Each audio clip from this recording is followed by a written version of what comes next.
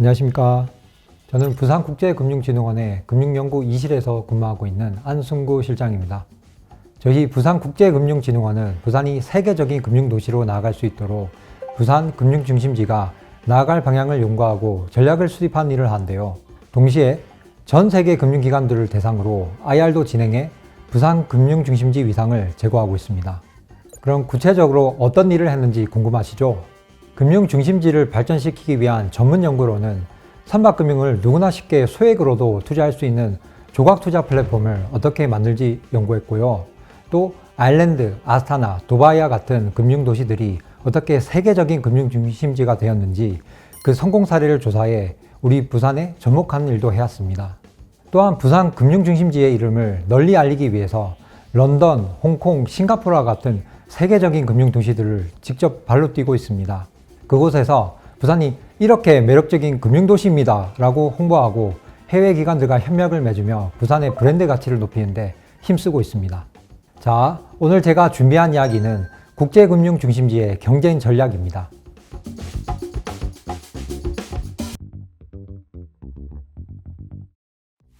이 단어가 조금 거창하고 딱딱하게 들리실 수 있는데 전혀 어렵지 않습니다. 여러분, 삼국지 아시죠? 삼국지에서 제갈량이 위나라, 오나라와 같은 거대 경쟁자들 사이에서 살아남고 또 승리하기 위해 기막힌 지략과 전략을 펼쳤던 것을 기억하실 것입니다. 금융중심지도 똑같습니다. 전 세계에 있는 금융중심지들이 전문 인력과 그리고 자본을 끌어오기 위해 아주 치열한 경쟁을 펼치고 있습니다. 즉, 금융중심지 경쟁 전략이란 바로 다른 도시들과 효과적으로 경쟁해서 우리 도시가 더 크게 성장할 수 있는 방법을 말합니다. 앞서 경쟁 전략이란 이야기를 했었죠. 런던 금융특구에 소재한 컨설팅사 GN사의 집계 기준으로 지금 전 세계에는 런던, 홍콩, 싱가포르와 같은 전통의 강호뿐만이 아니라 무려 120여 개의 금융도시들이 총성 없는 전쟁을 치르고 있습니다. 마치 전 세계 도시들이 자본과 기업을 유치하기 위해 매일매일 금융 월드컵을 치르는 셈이죠. 우리 부산은 2009년 금융중심지로 공식적으로 지정이 되었고 또한 2014년 부산국제금융센터 컴플렉스가 설립이 되면서 이 리그에 뛰어들었습니다. 현재 30여 개의 금융기관이 모였고 열심히 뛴 덕분에 세계 25위권까지 올라섰습니다. 하지만 여기서 만족할 수는 없겠죠. 1등을 따라잡으려면 우리보다 늦게 시작했지만 무섭게 성장한 후발주자들의 비결을 훔쳐봐야 합니다. 여기 두 도시가 있습니다. 하나는 뜨거운 사막 위에 위치한 두바이라는 도시고요. 다른 하나는 중앙아시아의 초원 위에 위치한 카자흐스탄의 아스타나라는 도시입니다. 이 두 도시는 뉴욕이나 런던에 비하면 아주 늦게 금융을 시작했습니다. 그런데 결과는 어땠을까요? 2005년 시작한 두바이는 현재 무려 7,700여 개가 넘는 기업을 유치하며 중동의 명실상부한 금융중심지로서 성장하였고 2018년에 뛰어든 아스타나 역시 4,000개가 넘는 기업을 불러넣으며 유라시아의 금융중심지로 우뚝 섰습니다. 그럼 도대체 늦게 시작한 이 두 도시들은 어떻게 역전을 할 수 있었을까요?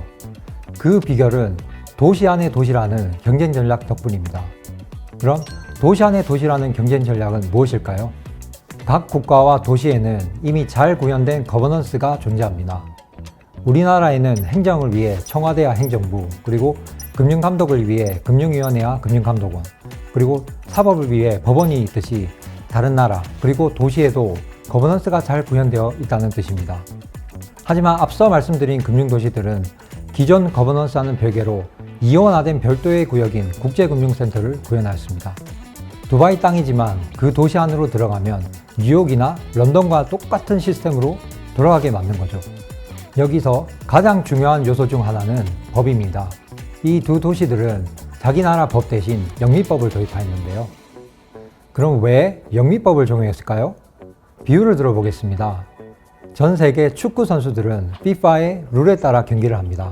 그런데 갑자기 어떤 경기장에서 야, 우리 동네니까 우리 동네 룰로 하자 라고 하면 손흥민 선수나 메시와 같은 세계적인 선수가 와서 뛸까요? 아마 쉽지 않겠죠. 금융산업에 있어서 영미법은 FIFA의 룰북과 같습니다. 다양한 금융중심지에서 통용되고 있는 법률 체계로 예측이 가능하고 또한 투명하고 전 세계 투자자들이 가장 신뢰하는 규칙이죠. 이에 두바이는 2005년, 카자흐스탄은 2017년 과감하게 우리 특구 안에서 100% 영어만 쓰고 영미법으로 재판하겠다라고 선언한 것입니다.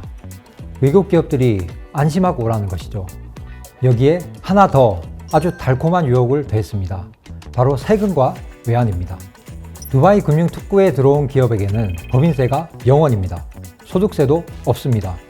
그리고 달러 같은 외환을 자율적으로 가지고 들어오고 또한 가지고 나갈 수 있게 규제를 풀어주고 완화했습니다. 규제는 없고 세금도 없고 법은 익숙하다. 이것이 바로 후발주자들이 단기간에 성공한 필승 전략이었습니다. 자, 그럼 이제 부산으로 돌아와 볼까요? 부산 금융중심지도 지금까지 열심히 뛰어왔습니다. 하지만 외국계 금융기관 유치나 혹은 국제자본 유치는 여전히 개선해야 할 부분입니다. 한국어 기반의 환경 그리고 복잡한 규제 등이 장벽이 되고 있기 때문이죠. 그래서 저희는 오늘 아주 과감한 제안을 하나 하려고 합니다. 부산에도 두바이와 같은 국제금융특구를 만들자. 그럼 어디가 좋을까요? 저희는 천혜의 해양 환경을 가진 영도를 주목했습니다.